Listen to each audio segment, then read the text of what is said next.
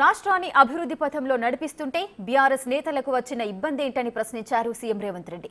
తాము చేసిన మంచిని ప్రజలు మర్చిపోరన్నారు ఆయన.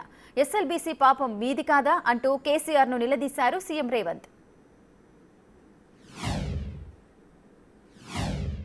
మనసాక్షి లేనోళ్ళు బీఆర్ఎస్ వాళ్ళు బీజేపీ వాళ్ళు ఒక్కటై ఏకమై రైతులను ఆగం చెయ్యాలన్న ఆలోచనతో మాట్లాడుతున్నారు. నేను అదే విధంగా మా రైతాంగాన్ని మా సోదరిమల్ని మా ఆడబిడ్డలను అడుగుతున్నా. ఆనాడు రైతు భరోసా పథకం చంద్రశేఖరరావు గారు ఎన్నికల పేరు మీద ఎగనామం పెట్టిపోతే ప్రభుత్వం ఏర్పడ్డ మొదటి 3 నెలల్లోనే డిసెంబర్ 7 నాడు ప్రభుత్వాన్ని ఏర్పాటు చేసిన మేము మా మిత్రుడు బట్టి విక్రమార్క గారు మార్చి లోపలనే 7,625 కోట్ల రూపాయలు రైతు భరోసా పైసలు మీ ఖాతాలలో వేసినమా లేదా మీరు వెళ్ళి మీ బ్యాంకుల్లో చూసుకోండి. 7,625 కోట్ల రూపాయలకు ఒక పైసా తగ్గినా మీరు మమ్మల్ని నమ్మకండి. ఒకవేళ వేసింది నిజమైతే ఆ తోడు దొంగలు చెబుతున్న అబద్ధాలను తిప్పికొట్టమని తెలంగాణ రైతాంగాన్ని నేను అడుగుతున్నా. ఎర్ర ఎండలు మండుతున్నాయి, విద్యుత్ వినియోగం పెరిగింది. ఇవాళ 16,000 మెగావాట్ల పైన ఈరోజు విద్యుత్తు అవసరం పడుతున్నది. కానీ ఒక్క గంట అయినా ఎక్కడైనా విద్యుత్ కోతలు విధించినమా?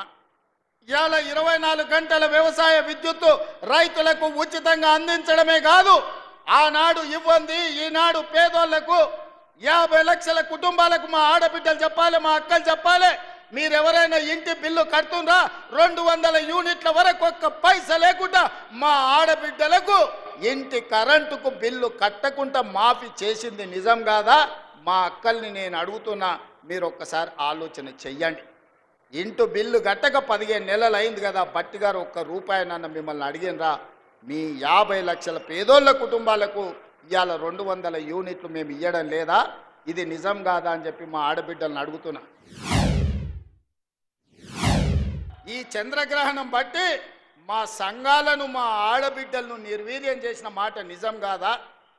0 వడ్డీ కానీ పావులా వడ్డీ కానీ మీ బ్యాంకు లింకేజ్ కానీ ఆనాడు చంద్రశేఖరరావు ఎప్పుడన్నా ఇచ్చిండా? మరి ఇవాళ నేను మా సీతక్క మా బట్టి గారు 1000 కోట్ల రూపాయలు సంఘాలకు ఇచ్చి మీ లింకేజీలు ఇచ్చి ఇవాళ మిమ్మల్ని అభివృద్ధి పదం వైపు నడిపిస్తున్న మాట నిజం కాదా? ఇవాళ 1000 కోట్ల రూపాయలు ఈ వనపర్తి సాక్షిగా మా ఆడబిడ్డలకి ఇచ్చిన మాట నిజం కాదా? ఎవరన్నా అబద్ధం చెప్పచ్చు, ఇంటైనా సాయంత్రం వేస్తే మర్చిపోవచ్చు, కానీ మా అక్కలు మర్చిపోతారా, మా ఆడబిడ్డలు మర్చిపోతారా అని నేను అడుగుతున్నా. ఇవాళ మా అక్కలకు మా సంఘాలు నిర్వీర్యం అవుతుంటే మా అధికారులను మా సీతక్కని పెట్టి సమీక్షించి ఇవాళ రాష్ట్రంలో 67 లక్షల మంది ఆడబిడ్డలను సంఘాలలో సభ్యులను చేసి రేపటి దినం 1 కోటి మందిని సంఘాలలో సభ్యులుగా చేసి మా ఆడబిడ్డల్ని కోటీశ్వరులను చేయాలని రోజుకి 24 గంటలు నేను కష్టపడుతుంటే బీఆర్ఎస్ వాడు బీజేపీ వాడు వచ్చి బండలు తీసుకొని కొడుతున్నారు. మా ఆడబిడ్డలు నిలదొక్కుంటే ఆడబిడ్డలు ఆశీర్వదిస్తే రాబోయే 15-20 ఏళ్ళు రేవంత్ రెడ్డి ముఖ్యమంత్రిగా కాంగ్రెస్ పార్టీ అధికారంలో ఉంటే మా బతుకు బస్టాండ్ అవుతుంది, వనపర్తి బస్టాండ్లో బిచ్చమెత్తుకొని బతకాల్సి వస్తుందని బీఆర్ఎస్ వాళ్ళు బీజేపీ వాళ్ళు అబద్ధాలు చెప్తున్నారు. అందుకే ఇవాళ మా అక్కల్ని అడుగుతున్నా, మీ సంఘాలను ఆదుకునే బాధ్యత నాది కాదా?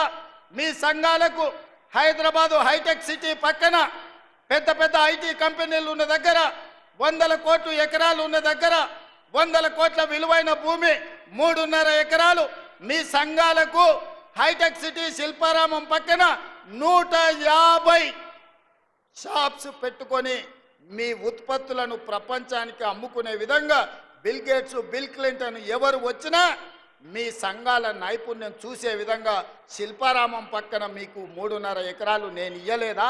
నిజం కాదా? మా ఆడబిడ్డలు నేను అడుగుతున్నా. ఎన్నడైనా మీరు ఊహించరా?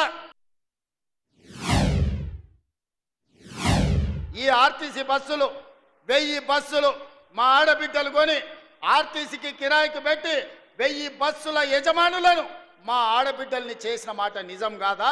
ఇవాళ 1000 బస్సుల యజమానులుగా మారిన మీరు పెట్టిన బస్సుల్లో మీరు కొన్న బస్సుల్లో మీ ఆడబిడ్డలు మీ పిల్లలు చదువుకోవడానికి ఉచితంగా వెళ్తుంటే ఇవాళ మీకు గౌరవం పెరిగిందా తగ్గిందా?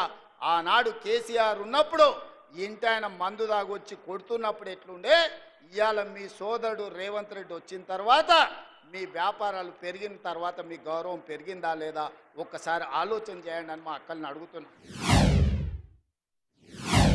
అప్పుడే చంద్రశేఖరరావు, తారక రామారావు, హరీష్ రావు, కవితారావు ఇక నువ్వు దిగుతావా లేదా అని జోలె భుజాలను కేసుకొని బయలుదేరు. ఏందా మీ కడుపు నొప్పి? 10 ఏళ్ళు మీరే ఏలిండ్రు కదా, 10 ఏళ్ళు మీరే పచ్చగున్నారు, పండిందంతా మీరే మేసిండ్రు, పచ్చగున్న కాడ మేసిండ్రు, వెచ్చగున్న కాడ వండుకురు ఫామ్ హౌస్లల్లా. మా పేదోళ్ళ గురించి ఆలోచన చేసిరా, మా పాలమూరుకు నీళ్లు తెచ్చిరా అని నేను అడుగుతున్నా. 10 ఏళ్లలో మీరు ప్రాజెక్టులు కడితే మా పాలమూరు ఎందుకు ఎడారి అవుతుంది?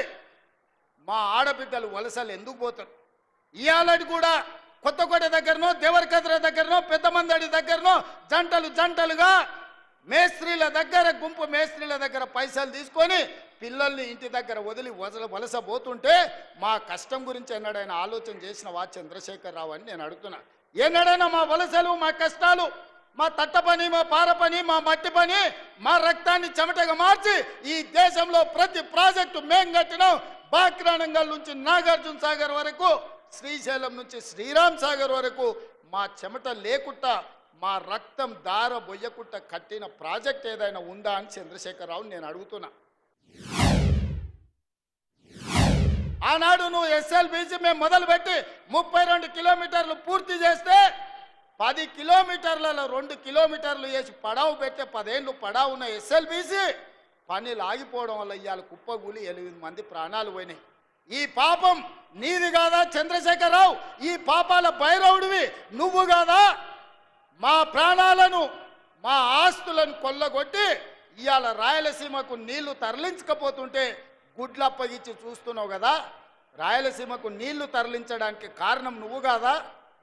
ఆనాడు రాజశేఖర రెడ్డి ఉన్నప్పుడు పోతిరెడ్డి పాడు పొక్క పెద్ద చేసి నువ్వు మంత్రిగా ఉన్నప్పుడు తండ్రి నీళ్లు తీసుకుపోయాడు.